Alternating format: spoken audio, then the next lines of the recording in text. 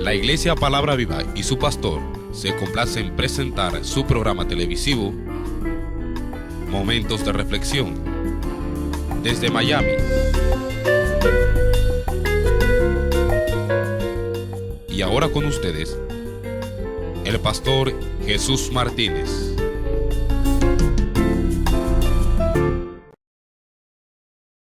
Dios es detallista. ¿A quién se le ocurriría contar el número de cabellos que tienes en tu cuero cabelludo? Pero Dios los cuenta, los conoce. Claro, para algunos esa labor se le hace más fácil a Dios que para algún otro, ¿no? Pero bueno, ese es otro tema para otro día. Y ustedes que tienen perros van a encontrar esto próximo curioso. ¿Sabía usted que hay mascotas derechas y mascotas zurdas? No, pastor, no exagere ni mienta que son derechos y zurdos nosotros los humanos. En esta época donde todo se estudia y todo se analiza, ya se sabe que el perro que comienza su trotar y su andar con la pata derecha, siempre va a empezar así. Siempre empieza con su patica derecha. Y los que son zurdos inician su trotar con su patica izquierda. ¿Ese es curioso eso? Ahora usted va a llegar a la casa, tengo perro zurdo derecho.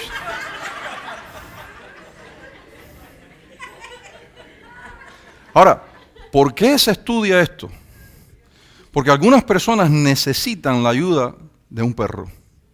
Los ciegos. Los perros se convierten en los ojos de esa persona que, por la razón que sea, no puede ver. Y no todos los perros dan la talla para ser un perro guía. No todos los perros dan la talla para aplicarle olfato a una escena de desgracia, de catástrofe y detectar cadáver. No todos los perros dan la talla para oler el equipaje, las maletas de una persona y encontrar narcóticos. Pero encontraron que los derechos, los que inician su trotar con la pata derecha, son más aptos, más dados a poder guiar al ciego, encontrar cadáver si se le entrena, si se le prepara adecuadamente. Fíjense las curiosidades de Dios. Y también encontraron, ustedes saben que los perros tienen como un remolino aquí en el costado de la oreja, ¿sí?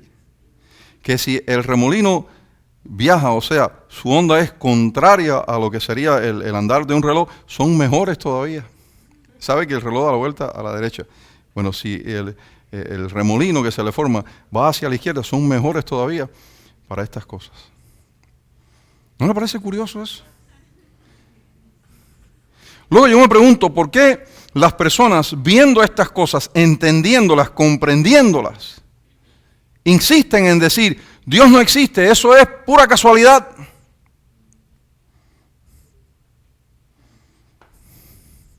Pura casualidad. La evolución es un tema que se predica tanto, pero usted usó la palabra predicación, porque es que buscan hacer discípulos. Se predica tanto, se enseña tanto. Oiga, desde que el muchacho coloca los pies en la escuela, desde que el niño o la niña coloca los pies en la escuela, es machacarle con aquello. ¿Qué buscan? ¿Cuál es su intención? Pero fíjese que si el hombre evolucionó, nosotros al mirar atrás nos vemos obligados, si la evolución es cierta, a concluir que el hombre de ayer, el cavernícola, era menos inteligente que nosotros, menos capaz que nosotros. Pero cuando miramos atrás, encontramos todo lo contrario, que los hombres del ayer eran sumamente inteligentes, a tal grado que hasta el día de hoy nos preguntamos, ¿cómo hicieron aquello?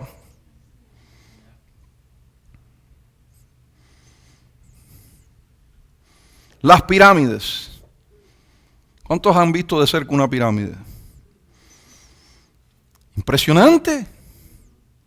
¿Sabía usted que se requiere saber algo de matemática y tener algún tipo de equipo para aplanar el suelo donde se va a construir esa pirámide? Porque algunas de ellas tienen más de 400 pies de alto y de tener alguna inclinación breve, a la medida que usted va construyendo aquello, colapsa bajo su propio peso.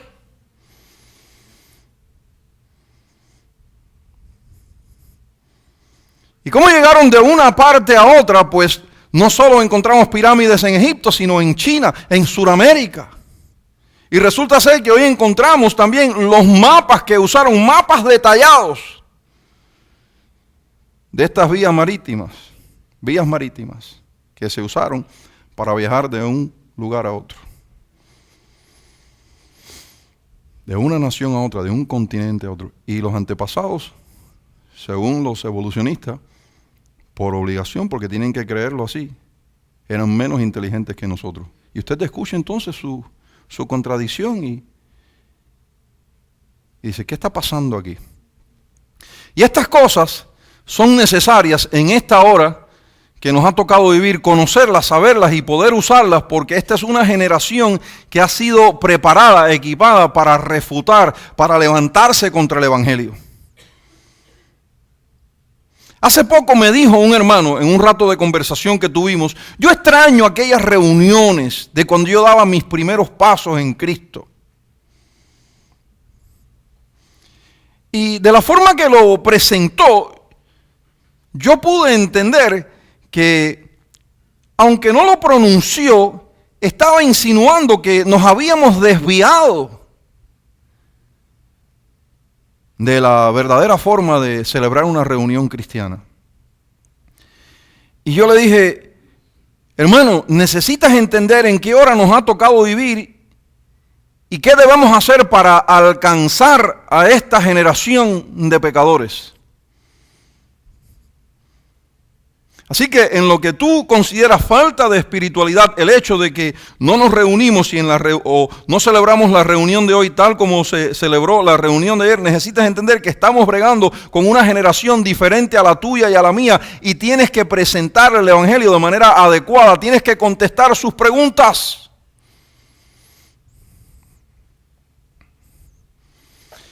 Pero todavía existe ese grupo de personas tan ligada al sentimentalismo, que si usted no le da sentimentalismo, aunque no se lo pronuncien, por dentro le están acusando de no seguir el orden prescrito en la Escritura. Y esto me trae al tema que anuncié que estaría compartiendo con ustedes este domingo. Voy a intentar ser breve, pues yo sé que este es un fin de semana largo y muchos de ustedes pues están preguntándose cuánto se demorará el predicador en esta ocasión porque me voy de paseo. Pues voy a ser lo más breve posible para que usted pueda irse de, como se dice acá, long weekend. Me voy un long weekend. Parte del sentimentalismo que hoy se emplea en el Evangelio tiene que ver con lo que yo he denominado la paternidad ministerial. Paternidad ministerial. ¿A qué me refiero? ¿Qué tengo en mente cuando hablo de la paternidad ministerial? Quizás con esta pregunta el tema a tratar queda claro.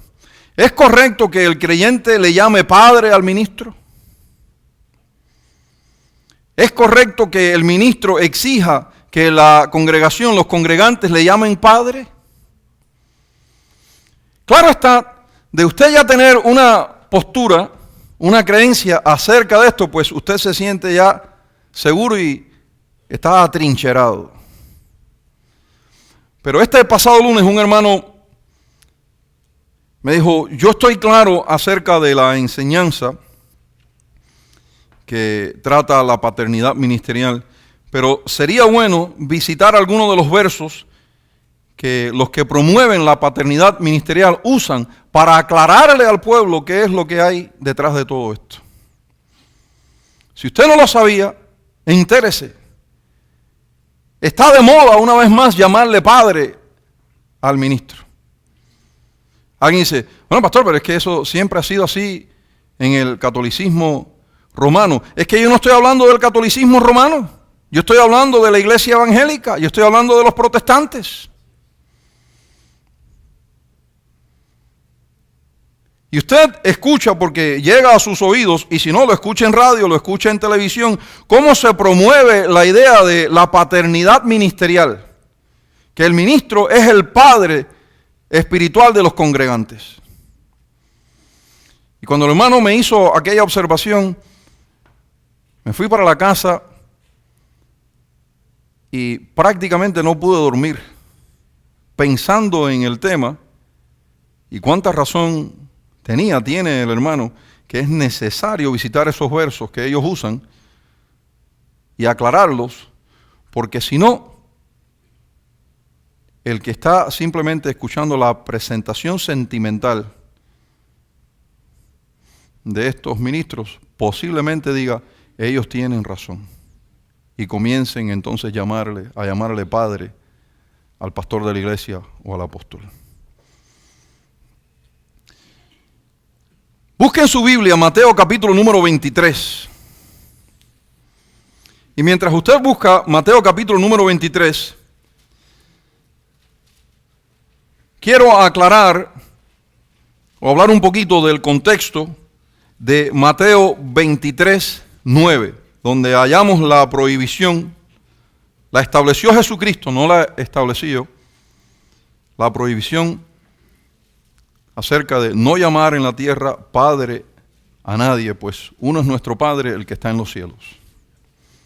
Pero el contexto es importante, porque nos acusan de sacar el verso 9 de su contexto y de hacer con el verso 9 como nos parece, cuando todo lo contrario es cierto.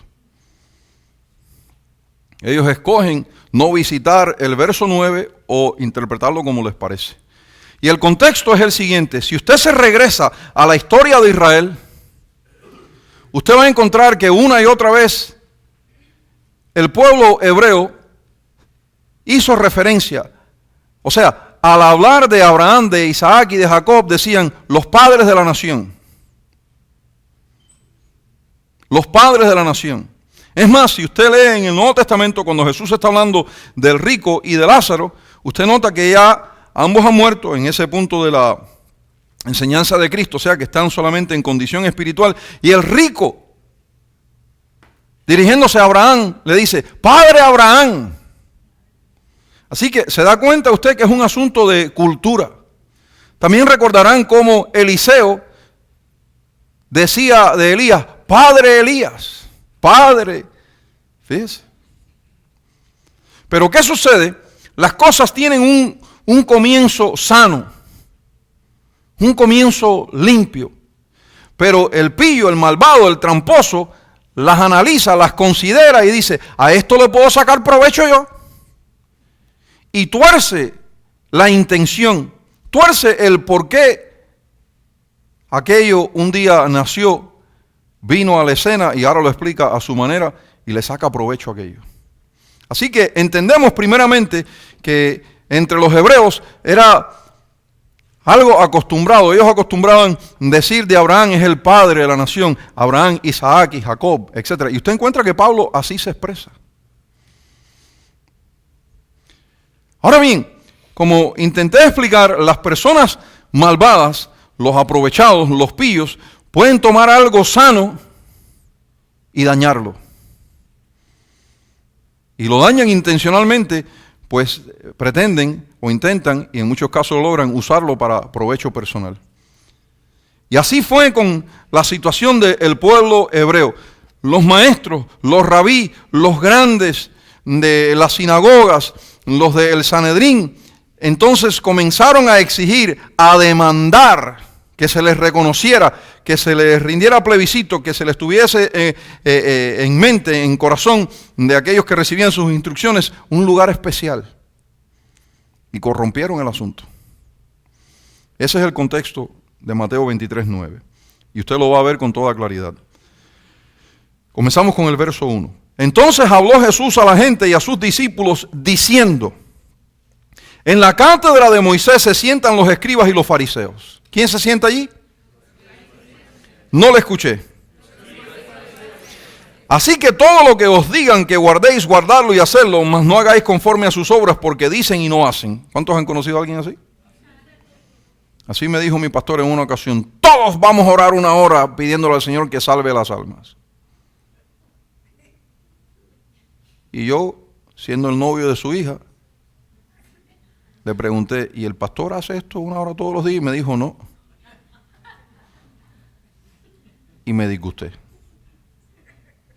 Seguía haciéndolo, pero estaba disgustado. Quizás por eso él luchó con esta idea de yo y su hija ser novios. Pero nos llegamos a casar, fíjese. Curioso, ¿no?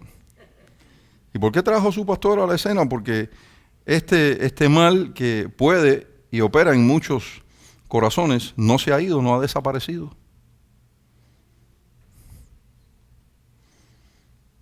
Colocan cargas, pero ni con un dedo las llevan, no las mueven. Escuche, porque atan cargas pesadas y difíciles de llevar y las ponen sobre los hombros de los hombres, pero ellos ni con un dedo quieren moverlas.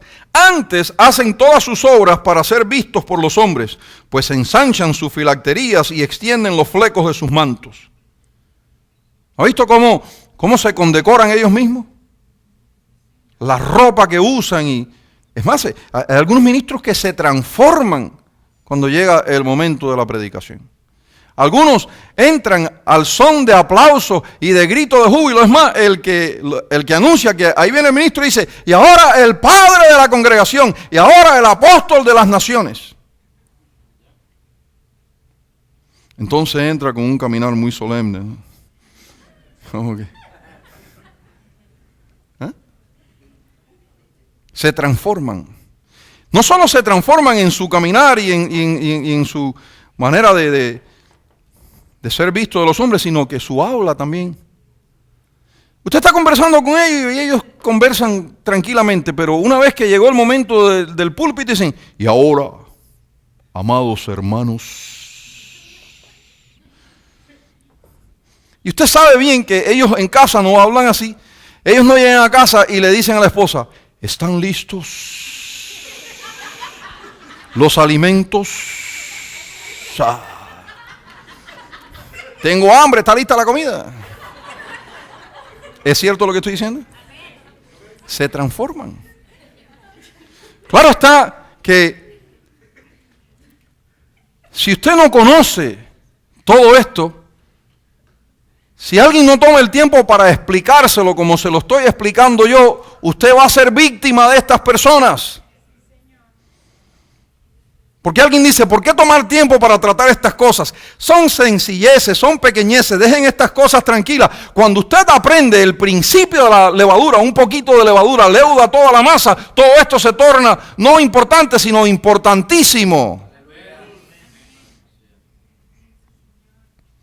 Ninguna persona que haya leído tranquilamente, cuidadosamente, detenidamente las cartas de Pablo se atrevería a decir: ¿por qué tratar estas pequeñeces? Porque la mayor parte de estas cartas se dedican a corregir deficiencias y errores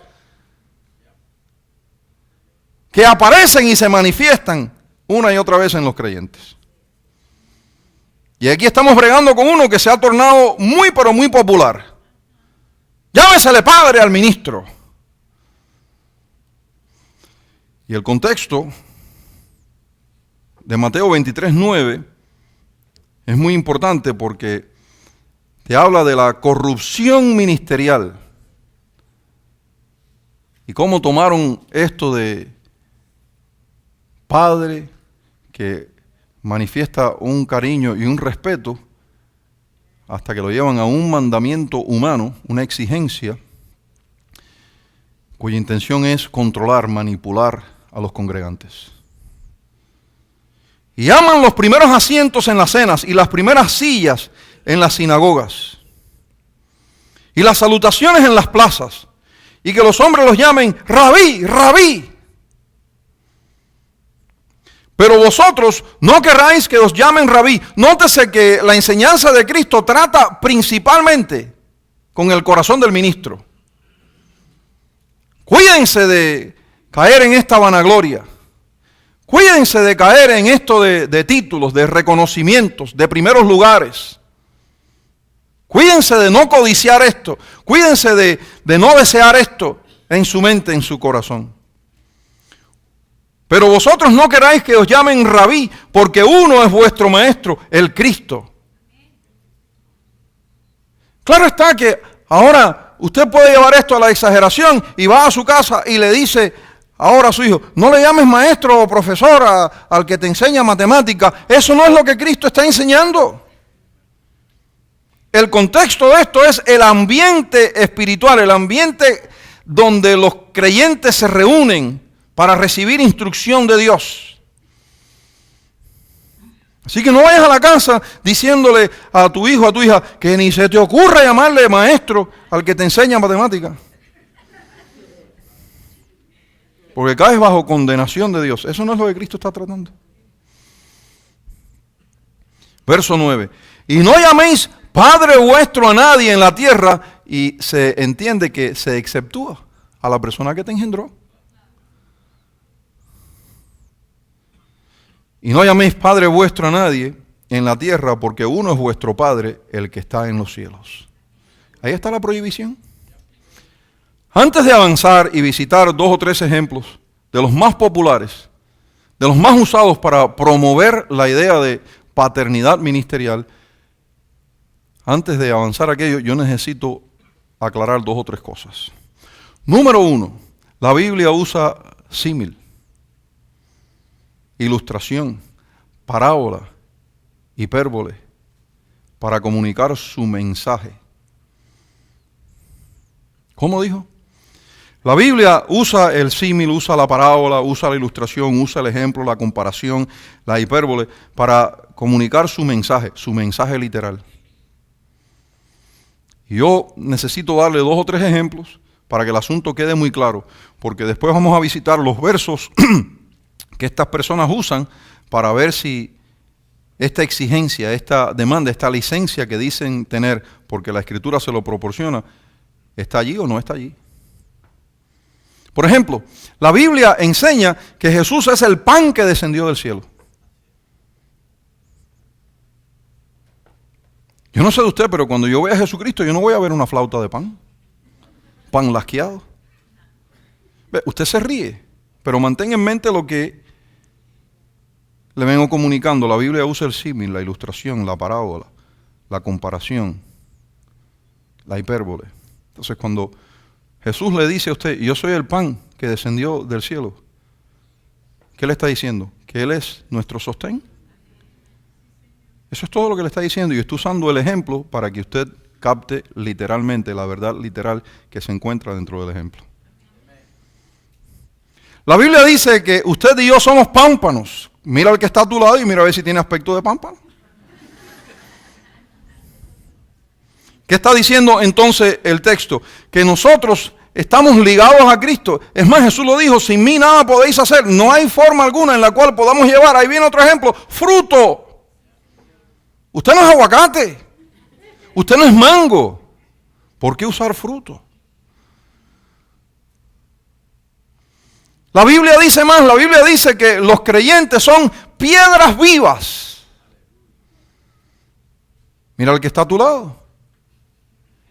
¿Tiene aspecto de piedra?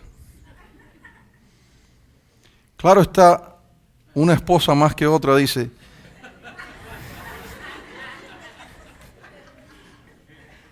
use otro ejemplo porque mi marido es un ceboruco.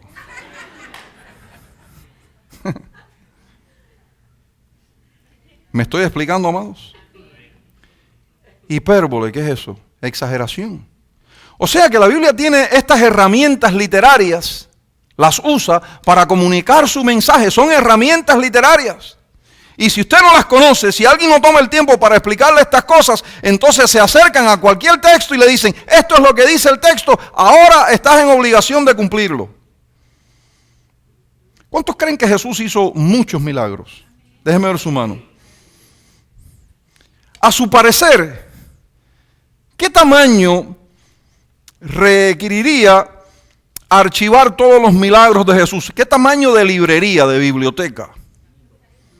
Digamos, como la biblioteca del Congreso de los Estados Unidos.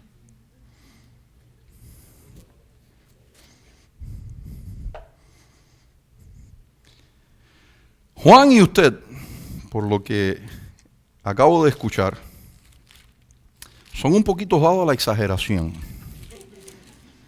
Pero recuerde que es un instrumento literario que describe volumen. Visite Juan capítulo número 21 y dígame si Juan usó hipérbole o no. Juan capítulo 21 versículo 25. Y hay también otras muchas cosas que hizo Jesús, las cuales si se escribieran una por una, pienso que ni aún en el mundo cabrían los libros que se habrían de escribir. Amén. Oiga, ¿usted sabe cuán grande es el planeta Tierra? Tendría que llegar el arquitecto y decir, tenemos que evacuar el planeta. Vamos a trasladar a toda la humanidad a otros planetas, a otras galaxias, porque lo vamos a convertir en una biblioteca que hospeda los narrativos acerca de los milagros de Cristo. ¿Cuántos se dan cuenta de lo que Juan está haciendo? ¿Cuántos han usado la exageración para expresar su idea? Es más, algunos de ustedes son unos exagerados.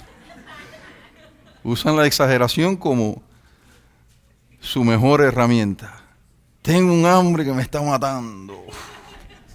¿Cuántas se han expresado así? Me estoy muriendo de hambre. Mentira, si hace 3 horas que comiste. Muriéndose de hambre está algún niño en África que lleva 7 días sin comer.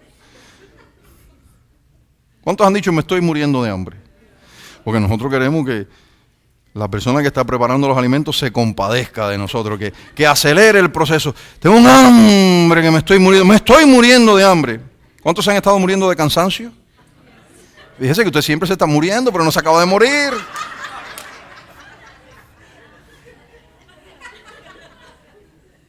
Me estoy muriendo de sed, me estoy muriendo de calor, pero no se acaba de morir. ¿Qué quiso decir usted? Que tiene hambre, que tiene sed, que tiene calor. Usted usa la exageración. ¿Estamos claros entonces en cuanto a las herramientas literarias que usa la Biblia para comunicar su mensaje? ¿Estamos claros? Con eso en mente vamos a visitar algunos versos que los promulgadores de la paternidad ministerial usan para hacernos creer que la Biblia concede licencia para que se le llame padre al ministro, y no solo concede licencia, sino que le concede derecho al ministro para exigir que los congregantes le llamen padre. Primera de Corintios, capítulo número 4, versículo número 15, es muy importante para esta gente. Mantenga en mente lo de parábola, símil, ilustración, ejemplo, etc. Primera de Corintios 4:15. Porque aunque tengáis 10,000 años en Cristo, no tendréis muchos padres, pues en Cristo Jesús yo os engendré por medio del Evangelio.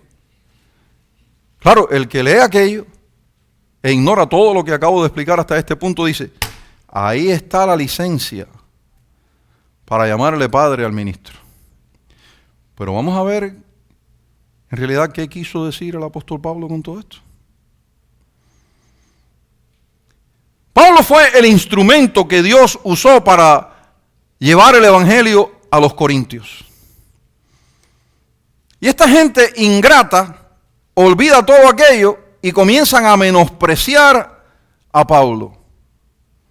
Y Pablo usa la ilustración, el ejemplo de la relación entre un padre y un hijo para decir, ¿cómo es posible que se me trate así cuando yo fui el instrumento que Dios usó para que ustedes conozcan el evangelio? Claro está, el que no ha leído la epístola, el que no sabe o no conoce e ignora el fondo histórico de esta carta, toma el verso, lo saca de su contexto y te dice, ahí está. Pero Pablo está usando el ejemplo, la ilustración de la relación entre un padre y un hijo para decirle a los corintios, ustedes deberían de tratarme a mí como un hijo trata a su padre. No exigiendo que se le reconozca alguna paternidad ministerial. Y se lo voy a probar ahorita con más detalle. Pero nótese que de usted no conocer el fondo histórico de usted no conocer el por qué se escribe esta epístola, el porqué de este verso, de repente llega uno, lo saca de su contexto y le dice, ahí está el peso de evidencia que yo necesito, que corrobora que usted no solo puede, sino que debe llamarme Padre. Nótese que el apóstol Pablo dice algo bastante curioso cuando dice que él los engendró. Porque aunque tengáis 10,000 ayos, instructores, gente, personas, ministros que le ayuden en el crecimiento, no tendréis muchos padres, pues en cuanto a Cristo Jesús, yo os engendré por medio del Evangelio. La persona que no conoce su Biblia dice, yo no le hallo problema a aquello. Bueno, pues, déjame enseñarte un verso para que le halles problema a la interpretación popular de ese verso. Juan dice en el primer capítulo del libro de Juan, recuerda las palabras de Pablo, yo os engendré. ¿Estaba Pablo explicando algo literalmente o está usando algún ejemplo? Porque fíjate lo que dice la Escritura. A lo suyo vino, Juan 1:11, a lo suyo vino y los suyos no le recibieron. Mas a todos los que le recibieron, a los que creen en su nombre, les dio potestad de ser hechos hijos de Dios, los cuales son engendrados por Pablo. ¿Eso es lo que dice el verso? No. Los cuales no son engendrados de sangre, ni de voluntad de carne, ni de voluntad de varón, sino de Dios. Así que comienza a colapsar la explicación que ellos aportan de 1 Corintios 4:15. Dígame si está claro eso o no. A los suyos vino y los suyos no le recibieron, mas a todos los que le recibieron, a los que creen en su nombre, les dio potestad de ser hechos hijos de Dios. ¿Cómo funciona esto? Explíquese. Verso 13. Los cuales no son engendrados de sangre, ni de voluntad de carne, ni de voluntad de varón, sino de Dios.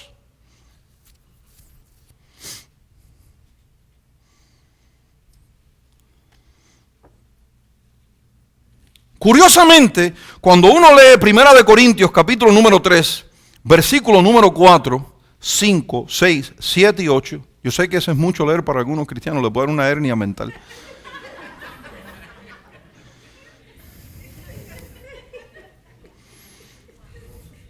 Oh, pero ¿qué tarea ha puesto leer 5 versos? ¿Cuánto me tomará eso? Escuche la problemática en plena manifestación, el error en plena manifestación entre los corintios. Porque diciendo al uno, yo ciertamente soy de Pablo, o sea que estaba aquel grupo que decía, somos de Pablo, y el otro, hablando de otro grupo, otra persona, yo soy de Apolos, ¿no sois carnales? O sea que Pablo dice, la gente que dice, yo soy de fulano y yo soy de mengano, Pablo dice, son carnales.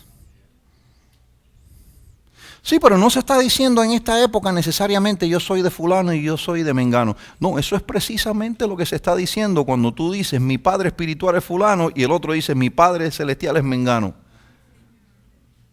Es precisamente lo que se está diciendo. Y procede Pablo a decir, ¿qué pues es Pablo? ¿Y qué es Apolos? Servidores por medio de los cuales habéis creído, y eso según lo que a cada uno concedió el Señor. Yo planté, Apolos regó, pero el crecimiento lo ha dado Dios.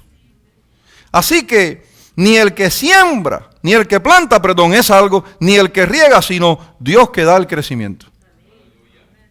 Wow.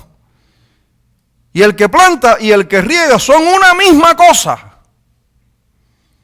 Aunque cada uno recibirá su recompensa conforme a su labor. Ahora, usted sigue leyendo y llega al capítulo 4, versículo número 1. Claro, por cuanto se le ha colocado a la Biblia versos y capítulos, usted piensa que el tema terminó, concluyó. Se colocó capítulos y versos para facilitar la búsqueda de versos. No porque el tema haya concluido después de X cantidad de versos. El tema es el mismo.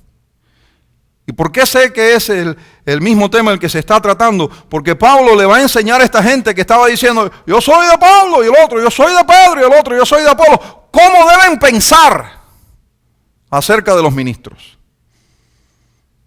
Así que está diciendo, desaparezca la tontería esa, la carnalidad que los lleva a pensar y a decir, yo soy de fulano y el otro, yo soy de mengano. Sois carnales, aunque el apóstol le diga que no hay espiritualidad en la ciudad como la que se manifiesta allí. Sois carnales. Palabra de Pablo. Así pues tengamos los hombres por servidores de Cristo y administradores de los misterios de Dios. Punto.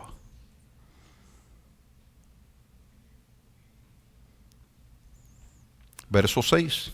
Por esto, hermanos, lo he presentado como ejemplo en mí y en Apolos, por amor de vosotros, para que en nosotros aprendáis a no pensar más de lo que está escrito, no sea que por causa de uno os envanezcáis unos contra otros.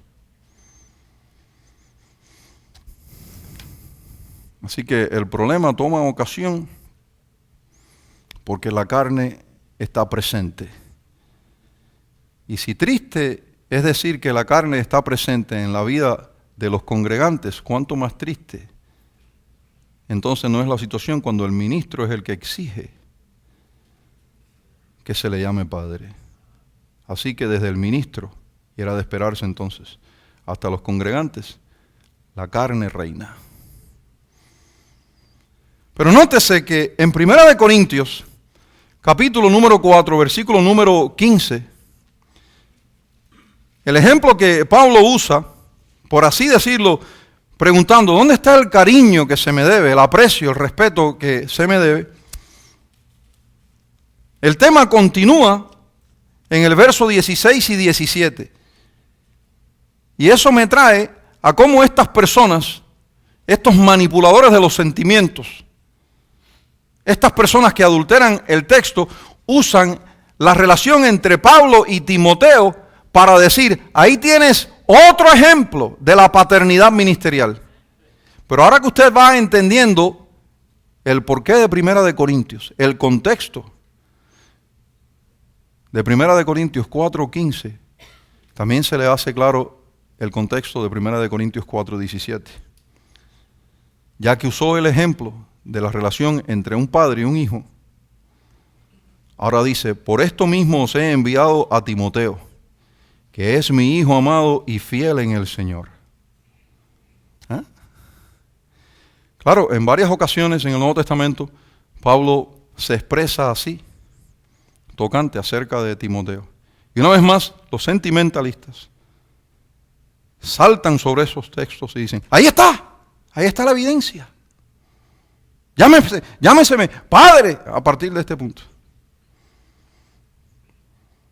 Pastor, ¿a usted no le gustaría que la congregación le llamara padre? Yo tengo problema con la palabra hermano. Esa todavía me causa dificultades, así que a mí no me llames ni padre, ni abuelo, ni cosa semejante. Me llamas pastor y lo dejas allí.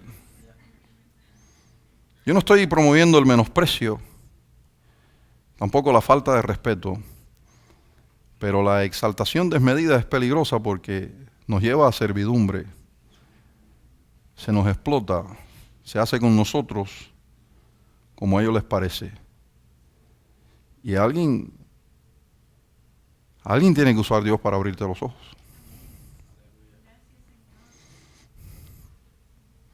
Por esto mismo os he enviado a Timoteo, que es mi hijo amado y fiel en el Señor. Nótese que Pablo reclama en el verso 15 el derecho, si es que vamos a malinterpretar el verso como ellos lo malinterpretan, de ser el que engendra.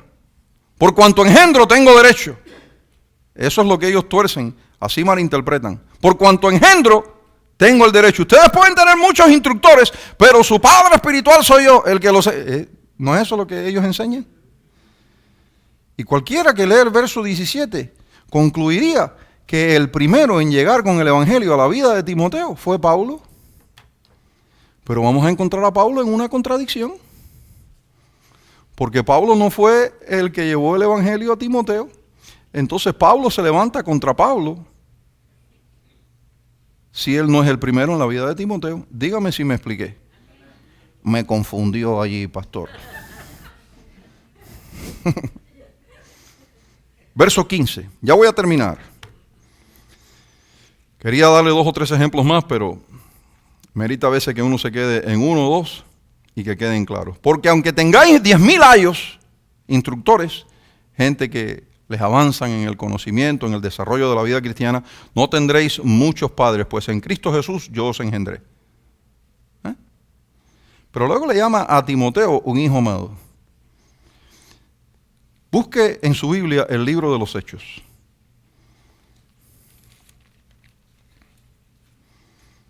Porque según 1 Corintios 4:15, y lo que sabemos de Pablo es que él llevó el Evangelio a los Corintios, ¿no es cierto? Y por eso puede usar el ejemplo de engendrar. No que él literalmente engendró, sino que está usando el ejemplo para hablar del respeto que se merece como persona que llevó el Evangelio a los Corintios. Pero ahora en Hechos 16, ¿encontró Hechos 16? Hablando de Pablo dice, después llegó a Derbe y a Listra. Y he aquí, había allí cierto discípulo llamado Timoteo. Ya era discípulo, ya era seguidor de Cristo. Hijo de una mujer judía creyente, pero de padre griego. Y daban buen testimonio de él los hermanos que estaban en Listra y en Iconio. De modo que Pablo no fue el instrumento usado por Dios para llegar a la vida de Timoteo. No tiene derecho entonces, según lo que reclama en 1 Corintios 4:15, a decir, este es mi hijo, porque se levanta en contradicción contra sí mismo. Dígame si me estoy explicando. Alguna gente me regaló un amén de compromiso.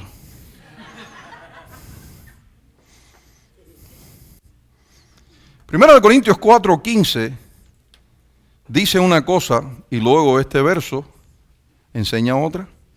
Es más, Pablo coloca en un plano secundario a los que crían, a los que instruyen. Y nosotros en realidad casi siempre, si miramos ese verso tranquila y detenidamente, nos levantamos contra Pablo. ¿Cuántos de ustedes han escuchado este dicho o algo parecido? Engendrar es fácil, criar, ese es padre. Pero eso es contrario a lo que Pablo dijo allí. Y Pablo dice que no, yo soy padre porque engendré y pueden tener muchos. ¿Se dan cuenta? Entonces, cuando entienden estas cosas, necesitan interpretar los versos a la luz de lo que les expliqué allá al inicio de este mensaje. La Biblia usa el símil, la ilustración, la parábola, el hipérbole. ¿Qué está diciendo Pablo? Que él en su relación con Timoteo lo vio como un hijo. No que le estaba reclamando a Timoteo, Timoteo me tiene que llamar el padre. Y no que Timoteo estaba en obligación de llamarle padre. Dígame si me estoy explicando.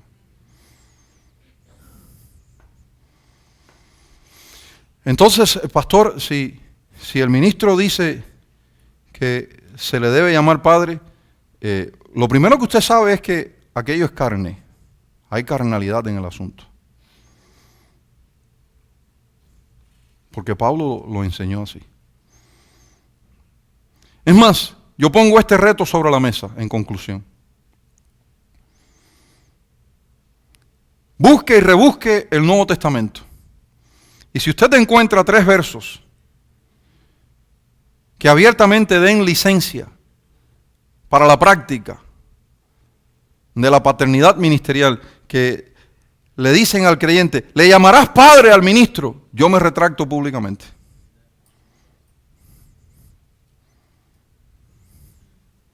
Yo sé que cuando esto salga a radio y salga por internet, me voy a conseguir unas cuantas cartas, me voy a conseguir unas cuantas llamadas telefónicas, porque esto está popular otra vez. Pero ya yo estoy acostumbrado a esas cartas y esas llamadas telefónicas, porque parece ser que en esta ciudad Dios me ha puesto con ese propósito.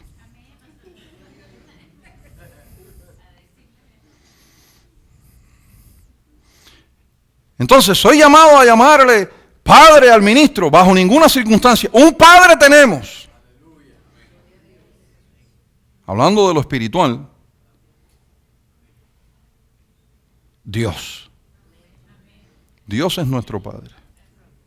Y tú no estás en obligación.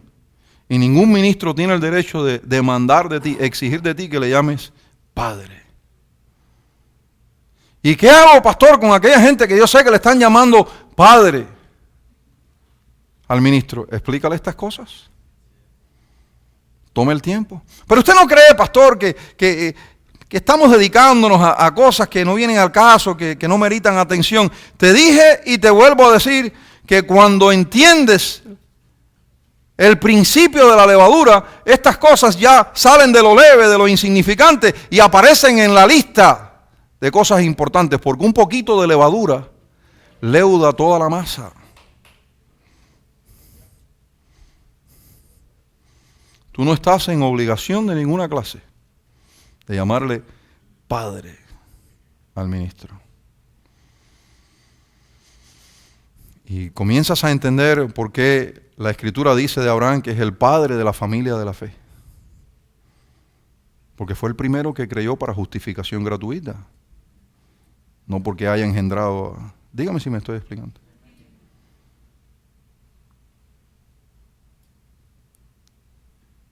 Parece mentira, ¿no? Porque llevan estos títulos, apóstol, reverendo, doctor, y estas cosas que yo les comparto a ustedes hoy son principios elementales de la hermenéutica, de la interpretación bíblica. Si usted no entiende que la Biblia tiene símil, que usa el símil, la ilustración, el ejemplo, la hipérbole, la parábola, usted está perdido. No en el sentido de salvación, sino en el ambiente de la interpretación del texto sagrado. ¿Cómo es posible que Pablo, siendo un hombre que buscó por todos los medios servir a Jesucristo de corazón, se atreva a decir de manera literal, yo os engendré? Cuando Pablo sabe que el único que puede producir hijos para sí mismo es Dios. ¿Tiene sentido esto, amados hermanos? A partir de este punto, me libro de la responsabilidad de presentar este tema con claridad. Si a partir de este punto usted le quiere llamar padre, a todo el que se le ocurra llamarle padre, eso es asunto suyo. Pero les he llevado a la Escritura y les he enseñado cómo trabaja el asunto. Claro está que pueden aparecer 2 o 3 versos más que yo no los pude tocar en este día, pero les garantizo que todos tienen explicación. De pie, por favor.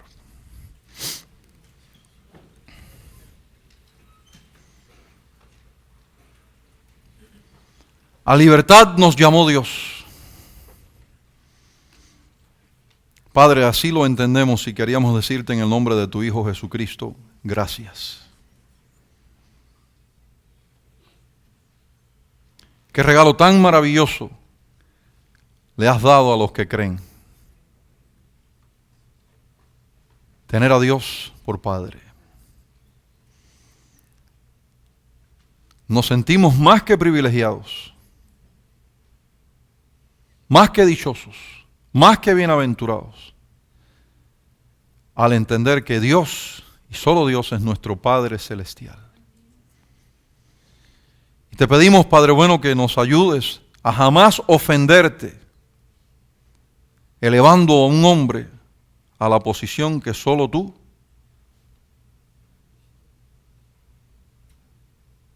manejas, porque justamente te pertenece.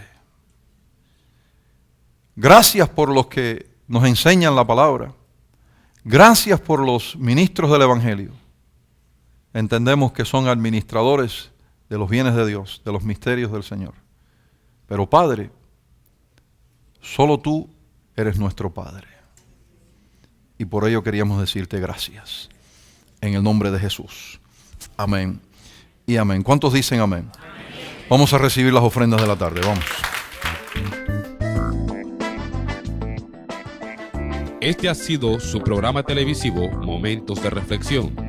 Si deseas comunicarte con nosotros, escríbenos al 3175 Southwest 25 Calle, Miami, Florida 33133 o en el internet a www.palabraviva.org.